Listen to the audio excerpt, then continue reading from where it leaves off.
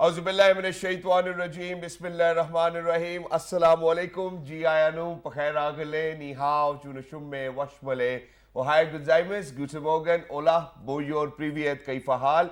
Hale shumachatore. Ahlan wa sahlan. Marhaba. Buna. Mucho. Gracias. Swabia. Balli kereaya.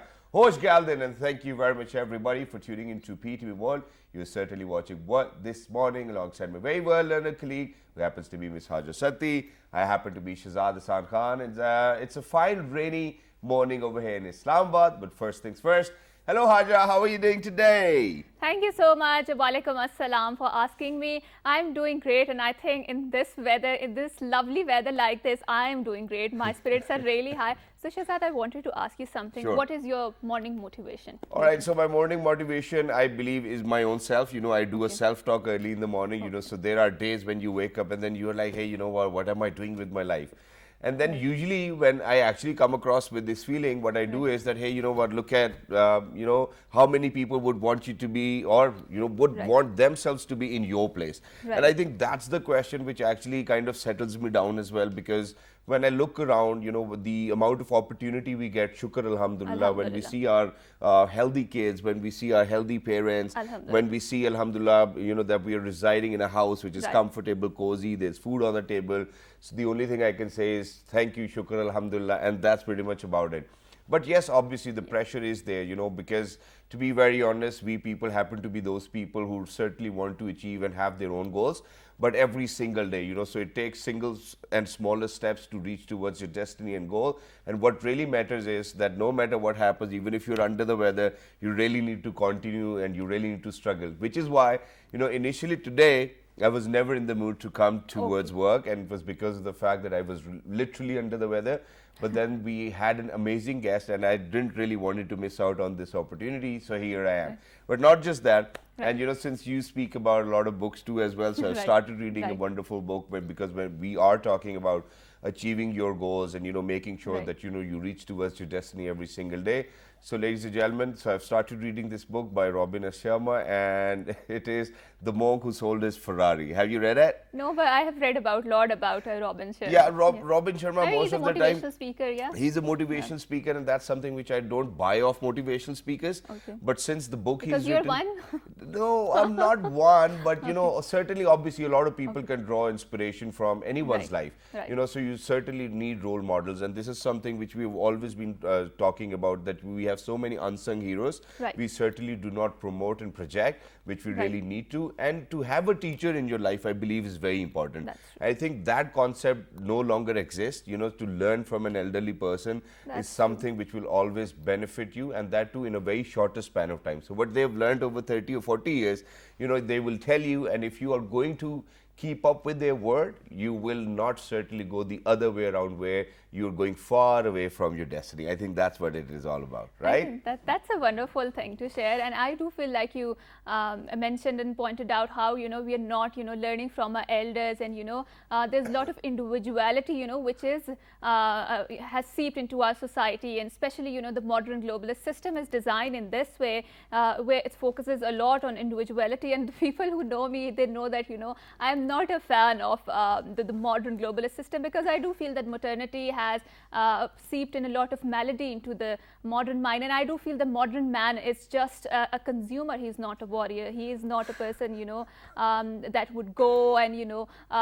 do search for the wisdom and stuff like that. And I am not okay with this consumerist culture, you know. But you know what, I don't think that we can actually refer to modernity when we come down to learning from elders, because it probably runs in the blood, you know, for people who've actually learned from their teachers, and then they will certainly be like, hey, you know what, so we have benefited quite a lot in our life by learning from elders. This is something which certainly does not have anything to do with modernity. It totally has to do something about their own experiences, them sharing it with you, and then obviously the time and the age is different. So you certainly need to go around things as well, but just keep that in mind that, hey, you know what, this is something which happened with my father or my forefather or the teacher who was teaching you earlier as well, and then just beware, you know, that's it, you know. So all of that information is for you to equip yourself, that once if you are in a position to take that decision, you just consider that, hey, you know what, this is something which has happened, and this is how we forecast. You know, we'll look Right. back on how we have decided for things, and then we kind of think about, okay, next 6 months, this is something which I can forecast for myself. That's it. Okay. Okay. Well, it's a longer debate. We'll do it Right, some yeah, other I day, agree all right? with Yes, of course. But first things first, Okay. ladies and gentlemen, let's see how much rain is going to fall in Pakistan today. And Alhamdulillah, all of a sudden, we're feeling that it's winters in June, even though on the 21st of June, ladies and gentlemen, it happens to be the longest day of the Right. year. So from here onwards, we'll go downwards as well. So National Disaster Management Authority has issued instructions to all concerned departments to remain alert and vigilant during the series of heavy rains started across the country. According to the latest advisory issued by Pakistan Meteorological Department, a series of torrential rains with winds and thunder showers begin in the upper and central parts of the country and will continue till Wednesday. Right, right. And in the view of this situation, the NDMA has directed all the concerned federal and provincial ministries, their subordinate agencies, including Press Information Department and all the disaster management authorities, to deal with any emergency situation. The authority also urged people living in low-lying areas to remain alert and immediately report any kind of emergency to emergency services. So I think, yes, we need to be very careful about, when it comes to torrential rains, because, there's there's the alert of the urban flooding there. And as it was mentioned, that the people who are living in the low-lying areas, they need to be extra careful about how rain impacts them. And now moving forward, so Finance Minister Miftah Ismail said that IMF program will soon revive its program for Pakistan, and the Monetary Fund has no objection on salary raise of the government employees. And you know what, Shehzad, talking to newsmen outside the Parliament House, Miftah Ismail said the International Monetary Fund did not raise any objection on the income tax exemption to the employees earning less than 1.2 million annually. And he also said that rich people will be taxed and poor will be provided relief. I think that is how it should be, right? Exactly, that's exactly how it needs to be as well. And this is one thing which I always wanted to share, and that was that since the previous government left, I think that they really didn't do a good job with the economic affairs of the country, and they certainly wanted the newer government to be under pressure of that. And Alhamdulillah, them emerging and surviving and every single day making sure that they're going to struggle and then kind of bring back that economic stability in the country. Right. I think a great deal for Mr. Miftah Ismail, and obviously under the auspices of Prime Minister himself, Mr. Shehbaz Sharif Saab. But now, a very unfortunate incident, ladies and gentlemen, took place yesterday as well, because this gentleman I'm going to talk about, may his soul rest in peace, Amen. And patience for the bereaved as well. So I hosted the show with him, and he was always like, hey, you know what, that, I have been in conversation with Jamshed Sultan and I so want to be on your show. Right. But since it's in English, so it is a little difficult for me, but we did certainly had a good time as well. Right. Ladies and gentlemen, unfortunately, Masood Khwaja Saab is no more as well. He's one of those gentlemen, amazing people who've actually, this is how I want to put it. He's actually been sharing colors with all of us as well, and that too colors of life. When we talk about humor, when we talk about theatre, I think Masood Khwaja was actually a household name as well. So we will obviously continue to remember him as well. He had problems with his kidneys, and unfortunately, ladies and gentlemen, he succumbed to his disease as well just yesterday. So all of Pakistan is sad, and we pray that may your soul rest in peace, Masood Khwaja Saab, and may all your sins be forgiven, and patience for the bereaved as well. And it was such a lovely conversation we had. So obviously, since he was from theatre, so he had a very different comic phrases for him to share with me and then on me as well. And then I didn't really feel like a target, because he certainly told me beforehand that this is something which is going to happen. But and I want to say it in Urdu as well. जितनी sir खुशियाँ आपने फैलाई हैं, अल्लाह करे कि आपको करवट करवट जन्नत नसीब हो. Ameen. Ameen. Now, coming down to what are we doing today? So where I said that even though that I wasn't really feeling very well, but certainly we had a very important guest over here in the studios, and I never wanted to miss out on this opportunity. So imagine today we will be talking about Pakistan-Kazakhstan relationships as well. And when we talk about Kazakhstan, obviously a lot of Pakistanis go, they visit over there, the tourism industry is booming in Kazakhstan. But not just that. Imagine in December 1991, when they gained independence, Pakistan was amongst the first countries to recognize them in the first place. Just very recently, a referendum took place as well. 2 prime ministers from Pakistan went and visited Kazakhstan as well. Not just that, the president, and then the president then of Kazakhstan twice visited Pakistan as well. Right. Obviously, so we're looking forward to bilateral trade. We're looking forward to trade relationships as well. Not just Right. that, then obviously, the way to the Arabian Sea and the other trade routes, which we have been learning about ever since in geography, that Pakistan is situated at a very important location as well. So today, ladies and gentlemen, we're very lucky that we've actually been joined by the ambassador of Kazakhstan over here in Pakistan, and certainly we want to ask him a lot of questions. We want to ask him about, Kazakhstan culture, the tourism over there, and not just that. A rough figure of how many Pakistanis live in Kazakhstan is somewhat around 600 people, but obviously it might have grown over the years. This data which I collected was from 2020, so it is 2022, and just very recently, one of my friends is actually visiting Kazakhstan as well, so I've seen a lot of pictures. And to talk about the economic relations, ladies and gentlemen, in between the two, I think that's very important. Then we really need to talk about the socio-political culture as well. And then, we'll continue, we'll see where we're going to end up as well. But we're very lucky that we've actually been joined by His Excellency, Mr. Yerzan Kistafin. Hello, Assalamu alaikum, Hosh Geldin. Walaikum assalam, good morning. Thank you for having me. Good morning, and thank you very much for joining us. It's wonderful to have you over here. So first thing, sir, and that is that, a referendum took place in Kazakhstan. It's very recent as well. Please tell us a little about that, and then we'll move on. So this referendum was held upon the initiative of our president. The main idea was to improve our political system and to liberalize, our political system with the main goal to strengthen the role of the parliament of Kazakhstan. Moreover, he decided to limit even his own power. For instance, now we introduced a ban for the members of the family of our president to be part of our government or state-owned organizations. Moreover, we re-established our constitutional court. Apart from that, another focus was to strengthen the role of the local representative bodies. So the main idea of our president is to make our civil society more engaged, more active in our political life. And for example, another idea was to diversify the political landscape of our country. And now, for example, we are planning to ease the registration process for the political parties. For example, if you want to establish political party, previously you would have to have about 20,000 members. Now you only have to have about 5,000 members. But then there will be a mushroom growth of political parties in Kazakhstan definitely, as well. definitely. But we believe that during next parliamentary elections that will take place, inshallah, in the near future, we will have more political parties that will be willing to be represented in our main legislative body. Wow. And if I'm not wrong, I think more than 70% people actually voted in favor of the referendum. Definitely. Actually, the turnout was about 68%, and about 78% were in favor of this constitutional reform. Right. So we were talking about politics, and now let's delve into culture. So I think one of the binding factor that binds Pakistan and Kazakhstan is the Islam, and the variant of Islam is Sufism, which is very prevalent inside Kazakhstan.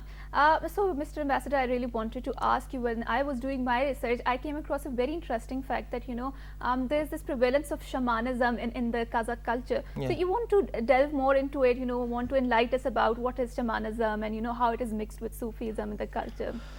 Actually, this year we celebrate the 30th anniversary of establishment diplomatic relations between our countries. But when we say that this is the 30th anniversary, we are talking about the modern history of our relations. But in the past, our nations, peoples cooperated for centuries.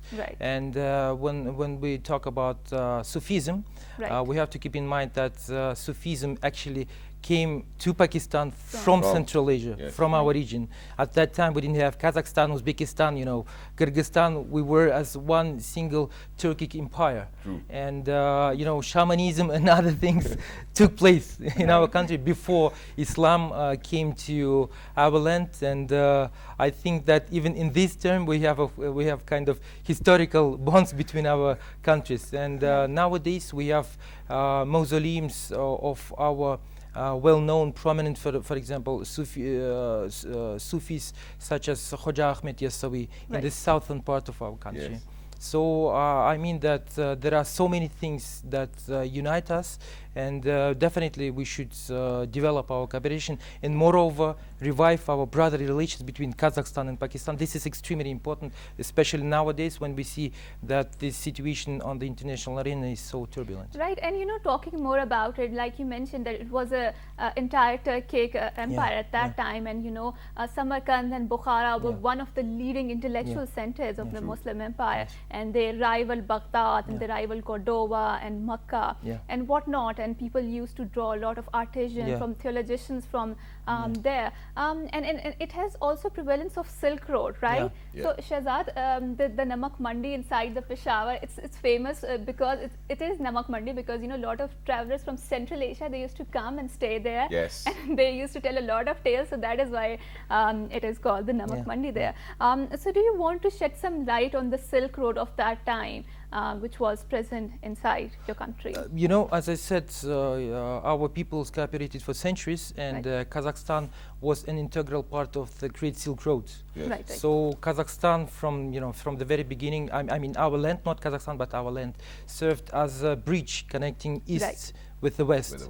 And definitely we had trade routes connecting our country, our land with the subcontinent, with Pakistan.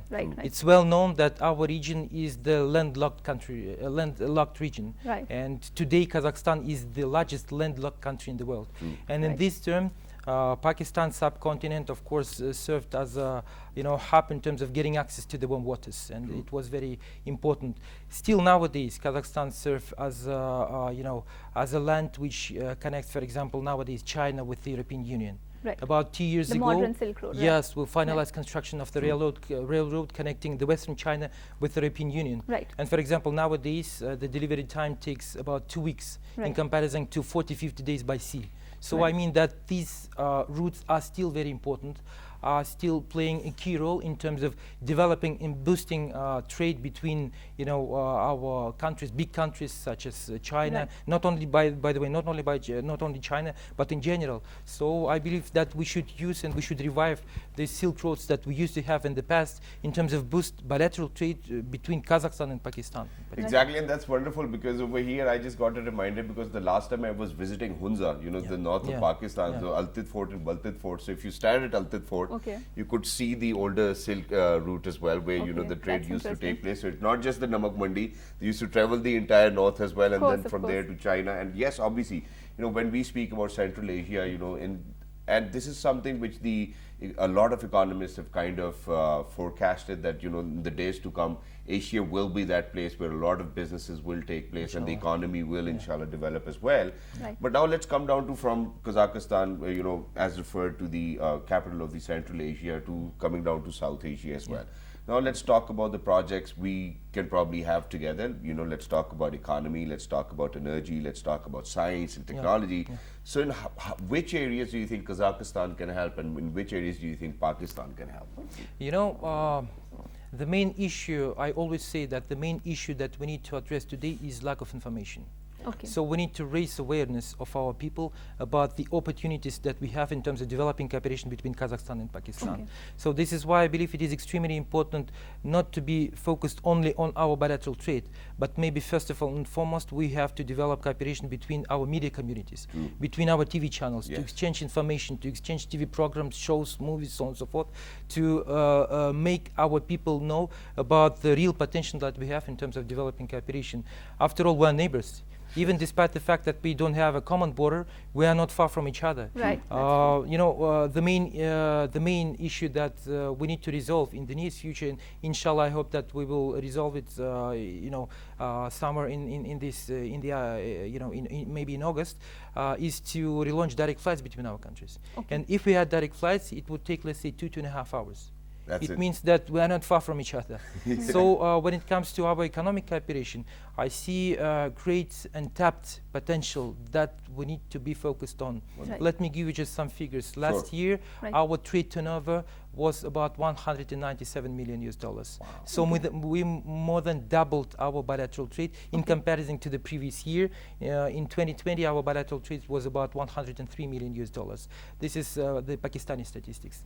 But I feel and I see that we are still far below from the real potential that we have. And I'm pretty sure that in the near future, we will be able to cross 1 billion US dollars in our bilateral trade.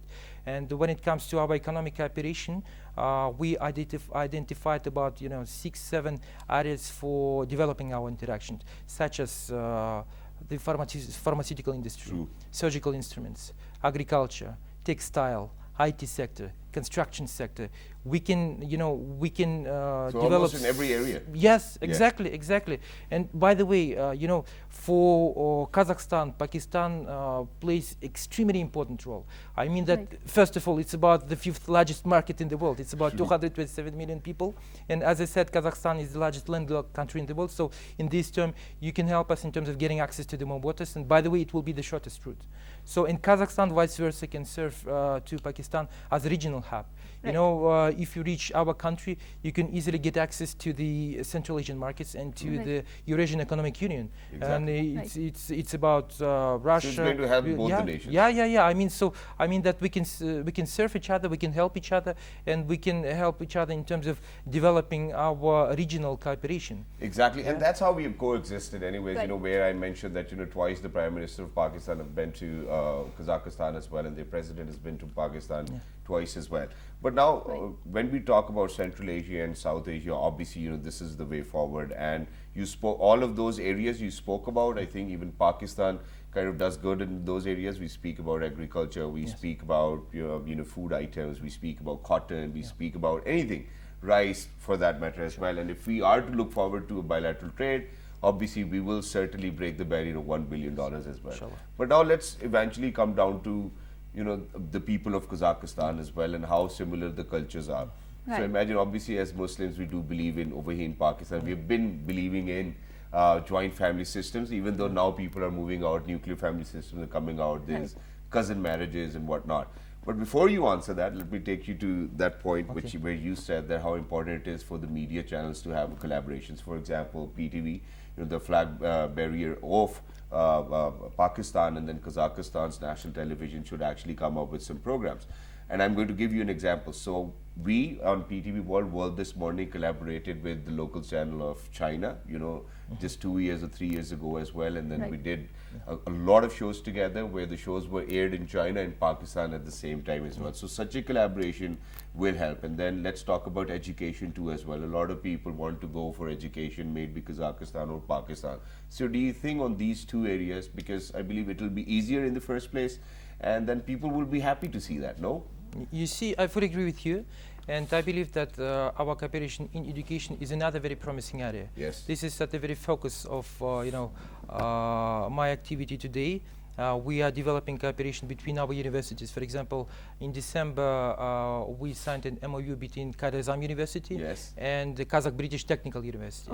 So we want to use this approach to to help our student universities. Exactly. Students exchange program, scholars exchange, joint research, so on and so forth. So I believe that such kind of cooperation can help us in terms of boosting our people-to-people dimension. True. Because when it comes to cooperation between Kazakhstan and Pakistan, it's not only about trade. As I said, it's about revival of our brotherly relations. True. So that's why we should also be focused, apart from B2B, on people-to-people dimension. True. That's why it's well known that Pakistan is one of the youngest nations in the world. 63% belongs to the youth. Yes. So that's why if we want to build a solid foundation for long-term perspectives, we should also be focused on developing cooperation between universities, youth organizations. I met with Ministers of Education of both countries, I mean Kazakhstan and Pakistan, and both are willing to develop our cooperation. Wow. Moreover, I met with, for example, Professor Dr. Iqbal Chowdhury, General Coordinator of Comstech. We also discussed prospects for developing cooperation, and I hope that this year, finally, we will arrange a visit of the leading top universities of Pakistan to Kazakhstan to establish direct interaction between our universities. And I think that that'll be great too as well. So now coming down to how we believe in joint family systems over here, there's a lot of cousin marriage over here in Pakistan too as well. Yeah. So, how is it in Kazakhstan, for people over here in Pakistan and people outside, because we go out in 46 do you also find some similarities between Urdu and your language? Kazakh, yes. So in terms of our languages, I must say that Kazakh language belongs to a Turkic family. Right. So it's well known that Urdu is a mix of Persian, Arabic, and Turkic language. So when we say biyas, dastarkhan, chaykhana, kagaz, jai namaz, so on and so forth, these are, these words are common to our languages. Moreover, as you might know, last year we established the Organization of Turkic States, and the members are Kazakhstan, Turkey, Azerbaijan, Turkmenistan, Uzbekistan, Kyrgyzstan, and even we have as observer states, for example, Hungary. Okay. So we have these historical roots with Hungary. Right. So when it comes to our, family system, I must say that we don't have any, marriages between cousins. Okay. And moreover, according to our tradition, if you want to marry, this couple shouldn't have any relations till the 5th generation. All right. Oh, that's through the 5 generations. So there are no abnormalities in the future generations. You don't have, you shouldn't have any relations between at least relatives. 5 generations. 5 generations. 5 Wow. generations. And only after that, our elderly people can bless this marriage. Otherwise, it's difficult It's to get forbidden. married. No, even if you're in it's love forbidden. with someone, in love with someone, it's literally forbidden. that's it. So there's no way around as well. But just very recently, because last year, on the 14th of this month, you came down to Pakistan as an ambassador. It's been a year over here. How have you been? How have you found Pakistan, Islamabad in the first place, and do you want to continue your services over here? According to our legislation, the tenure for ambassadors is 5 years. So this is my very first year. Shame on me, before coming to Pakistan, I knew little about your country. Now, after 1 year of staying in your beautiful capital, Islamabad, I must say it's a beautiful country, hospitable people, and outstanding nature. So there are so many things. There are so many things that unite us, because Kazakh people are also very hospitable. And I always invite my friends to visit Pakistan. Right. Recently, we visited Gilgit-Baltistan. Wow. Oh, so Mr. Ambassador, what would you prefer? Is it pilaf or is it biryani? Both. Both? That's a very diplomatic answer. You are true to your profession. It's hard for me to choose, between these two delicious. Half of the time, it is difficult for us to decide whether it's biryani and pulao as well over here in Islamabad, because the real biryani you will get in Karachi, and the real pulao you might get in Pindi or Islamabad as well. But the Turkish one is very different. Have you tried it? I might not have tried it, but we might have a few other similarities as well, because when we talk about food, what is the kind of cuisine people eat in Kazakhstan? Is it curry a lot of times? Is it rice? What is it? So we have a joke that wolves are on the second place in meat eating. Yes. So the Kazakhs on the first place. So we are meat eaters. Yeah. We are crazy about meat, and mostly our main dish is called bishparmak. It consists of dough and meats, potato, onions, something like that. And that's wonderful. So we obviously have nihari, mutton kadais over here as well. So have you tried it? Sure. Well, that's wonderful. But it's a bit And spicy for us, but still. Have you tried mangoes? Mango, it's another story. the sweetest mangoes in the world. So Yes. I said to my friends from the local business community, as soon as we start exporting your sweetest mangoes to Kazakhstan, I consider my mission completed. That's nice. Wonderful. Thank you very much, His Excellency, for gracing the show as well. And towards the end, if there's any message you want to give out, that's your camera. Please look into it and talk to Pakistani people. My dear brothers, my dear friends, I just wanted to welcome you all to visit my country and to contribute into developing and strengthening our brotherly relations. It's very important nowadays to unite our efforts, and I believe that if we unite our efforts, Kazakhstan and Pakistan, it will be beneficial not only for our two countries but for the whole region. And we believe that potential is there, and if we unite our efforts, it will definitely be beneficial for all of us. And I believe that this year we will relaunch direct flights, so I once again welcome you all to visit my country. Thank you. Thank you very much once again, His Excellency Mr. Yazdan Kastafin, Ambassador of Kazakhstan to Pakistan. It was wonderful to have you, and we would like to have you over and over again. Thank you so much. Whenever you sign some new MOUs Absolutely. and agreements in between, and when we talk about bilateral trade, But for everybody who's out there, ladies and gentlemen, obviously when we are on television and we have such amazing guests, I mean, we truly believe in making sure that that those brotherly and bilateral relations do exist as well. Because I'm going to take you back where I started from.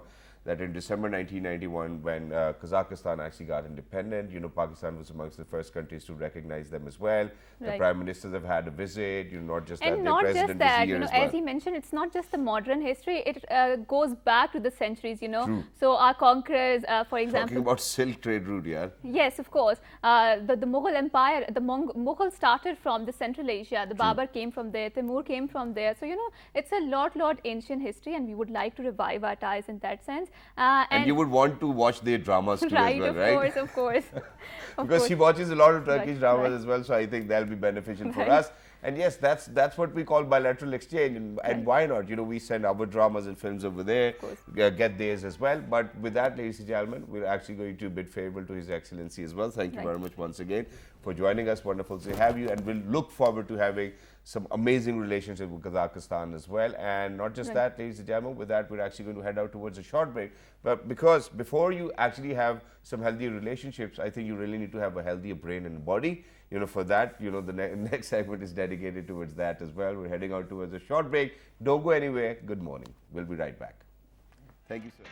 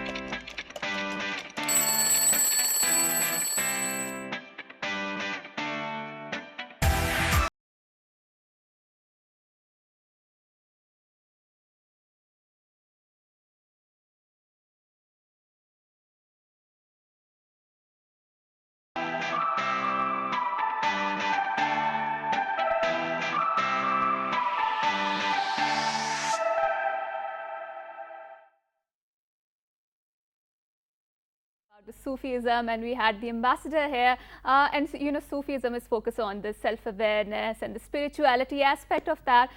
So also Shahzad, so it's not just the Sufism which gives us the aspect of the self-awareness, so there are other methods and techniques, when it comes to fitness, which are focused on the self-awareness part, and I think yoga today is a very, I think, billion-dollar industry that has grown, and a lot of people are into it, they're practicing it, and I do feel that the modern system is designed in a way that we definitely need to find ourselves, our spirituality and our self-awareness, and it is. So are you the yoga kind of a person? So I do exercise daily, but I am not very much into yoga. Right, even I am not, but certainly we over here are talking about whatever form of exercise you want to indulge yourself in, it's your choice, it's your call, do whatever, but at least exercise. Because when we talk about World Health Organization's definition of being healthy, it's spiritual, mental and physical, and then emotional health as well, so they consider all these four to be a part of your health, and that actually gives you 100% health as well. Unfortunately, because of the shift in the weather, all of a sudden we feel it's winter, so we are under the weather too as well. But yes, I think that's how life goes on. People get sick, people get better, people get ill, they go to the doctor, they take their medicine, they're fit as well. But for people, there is something which I've realized and I've witnessed in my own life, and that is that if you continue to exercise, it's very rare that you actually fall ill.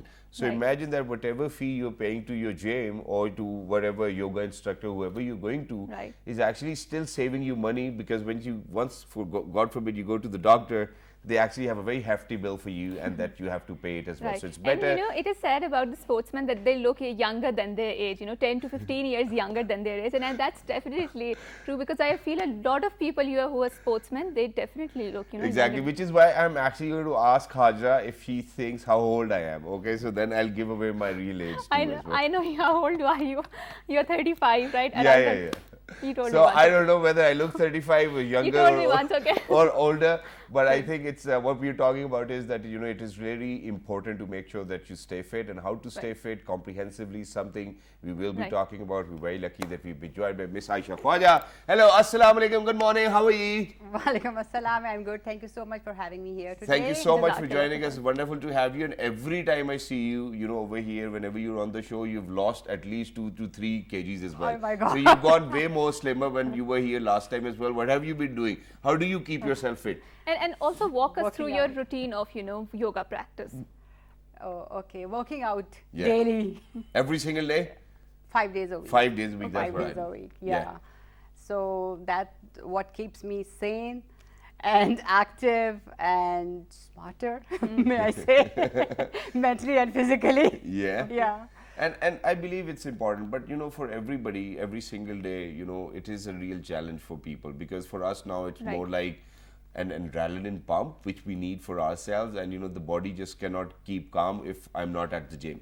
So I really need to go, so there's an urge from my inner self that, hey, you know what, I need to go and exercise as well. But what about people who've never been into exercising and making sure that they're going to keep themselves fit, or detox, or the food intake, the balanced diet? So what would you have for them?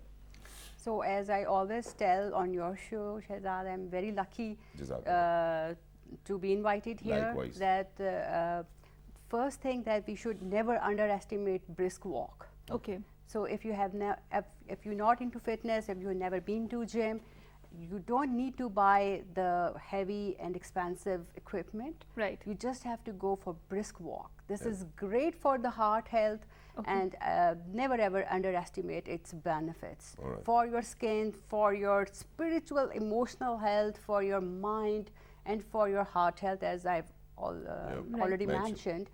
So if you keep on walking daily, 30 to 40 minutes, that is good enough. And then you can start off with other exercises. There are so many apps that one can follow, but at any age, one should always go for a brisk walk. Okay, Aisha, so what is the ideal exercise routine that you recommend to the people who want to be physically fit? While I was doing this course, Science of Exercise, so our teachers told us that 150 minutes per week is the recommended, like it's your dose, it's your medicine. Okay. So 150 minutes. 150 minutes per week. That's it. That's it. So we can only go to the gym like twice or thrice a week as well. Yeah, thrice a week, or 5 days a week, but for half an hour. All right. Okay. So if you go like for 1 hour, 3 times a week, that is good enough. But this is not for the weight loss. All right. So be very clear about this thing, that I'm not talking about the weight loss. I'm talking about your physical health, mental health, your wellness, your holistic healing. True. Right. And this is very important. You know, now the new research says that even if you go for 40 minutes workout, it's good enough for you.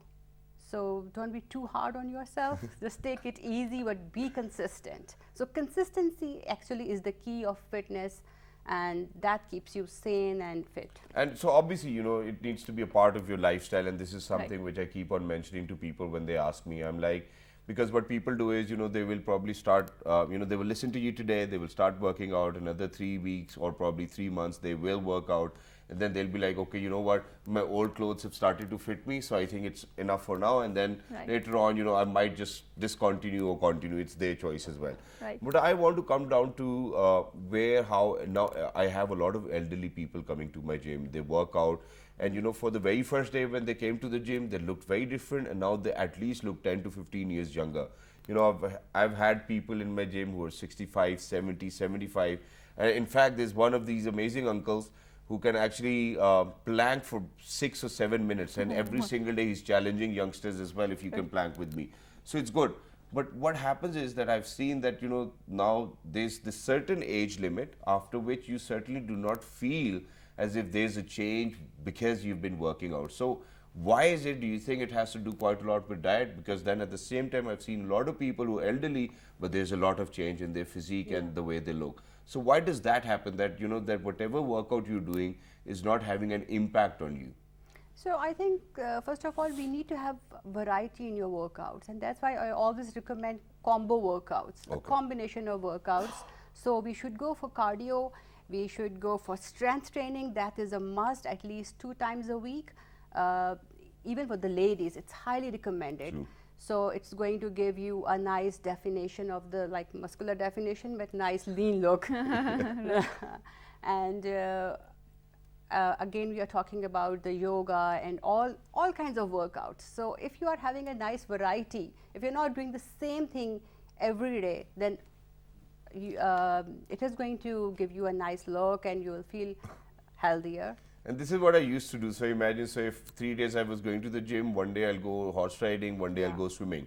But now I just feel like that I really just need to go to the gym because, you know, you have your own goals. Okay, my shoulders need to look like this, my chest needs to look like this, or you know how ripped it You needs can to go be. it for, like, for a short term, but for the longer term, you should have a variety of all kinds of workouts and sports. But here's the confusion. The confusion is, now imagine, my trainer told me that since we do strength training quite a lot, so imagine that you're lifting heavier weights. What we need to do is that we need to drop down the weights and then increase the repetitions. Yeah. And I did that. And imagine, guess what? My weight is still the same. What about your diet? Is there any change in your diet? No, there's no change in the diet.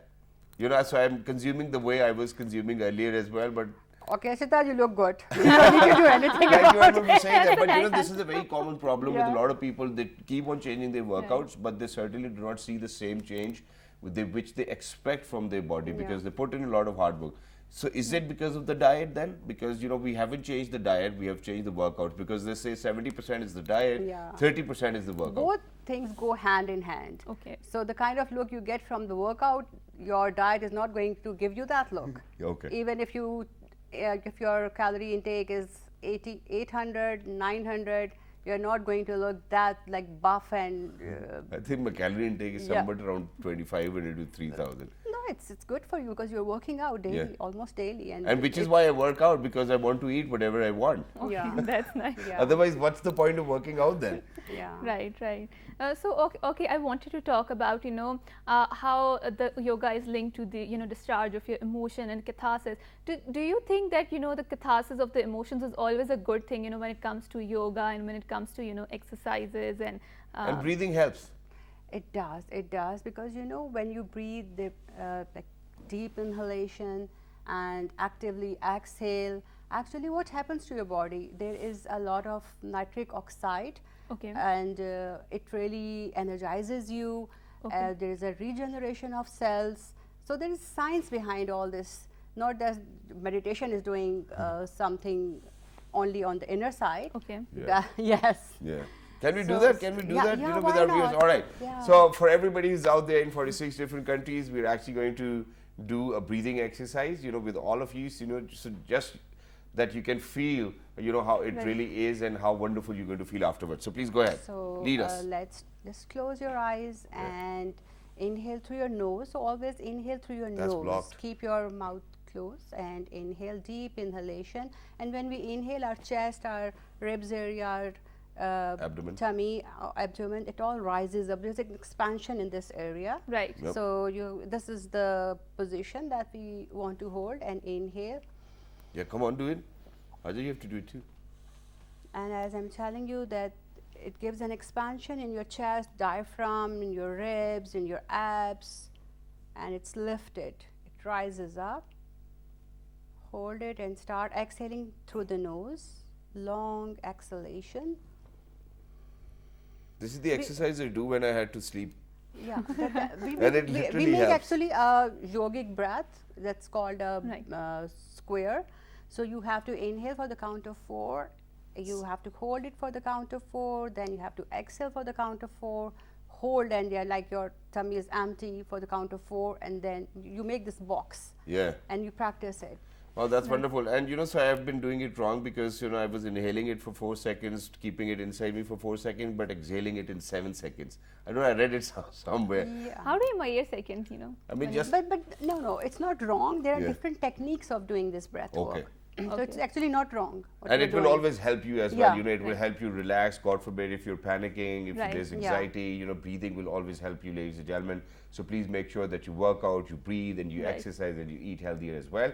But thank you very much, Ms. Aisha Khwaja, for being with us. It's Thank you always so lovely much. to have you over here.